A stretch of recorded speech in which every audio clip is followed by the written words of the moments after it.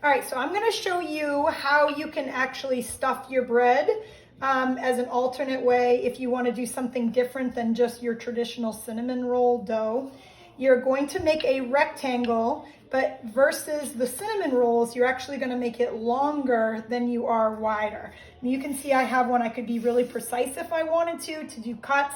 Don't worry about that. I mentioned before when I've done other videos and classes, when you do your dough rolling, you don't want to just go up and down, you confuse your dough. So you want to start in the middle and use your rolling pin to roll just down. And then you start in the middle and then just roll up. And you would want to stop about there because you do want it to go onto your pan. So have your pan nearby because once it's shaped, it's hard to get on there. So loosen it up a little bit. So when you go to move it to your baking sheet, it will come off.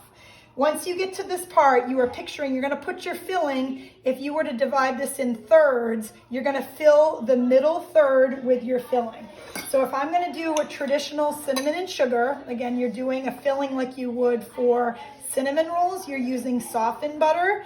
You could also melt the butter and just add it to your brown sugar. You know, a lot of traditional recipes, they're white sugar. I'm gonna tell you brown sugar is way better.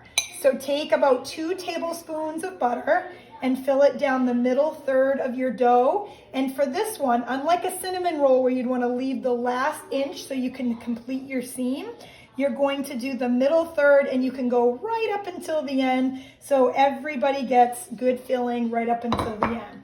Now this is where you could be precise, I am not. So you would just filling down the middle. So you can do cinnamon sugar. You could do like a cream cheese and pumpkin mixture. You could do really anything that you want, in Nutella and chocolate chip. So don't forget cinnamon. It's very good for you and adds good flavor. If you're able to get good quality cinnamon, if you've had cinnamon that you got at Ocean State job lot 3 years ago, it will still work for you, but not taste really well. Or really good, I should say. All right, so now separate it so you're as close to a rectangle as you can. Technically, you would be making cuts about 1.5 inches. You would estimate you just want to have even number of cuts. So if I was going down, I'm going to eyeball it and go right to where the start of the filling is. 2, 3, 4, 5, 6, 7, 7, 6, 5, 4, 3, 2, 1. Now you can see, okay, if it's not all even, totally okay. It's all gonna work out.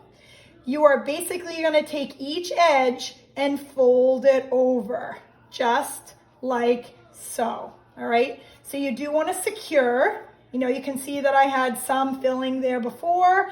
You know, if this is for something really fancy, you can be more precise. You are trying to keep it relatively uniform. And once it gets to this point, you can always change it. So see, for me, it's a little fatter in the middle. You can just go ahead and cradle it just like you would a little baby, even it out and kind of pull this down or shove that little guy up. Okay, so you can just kind of even it out. Now, if this was Christmas time, you could hook the top, make it like a candy cane. You could connect it and make it like a wreath.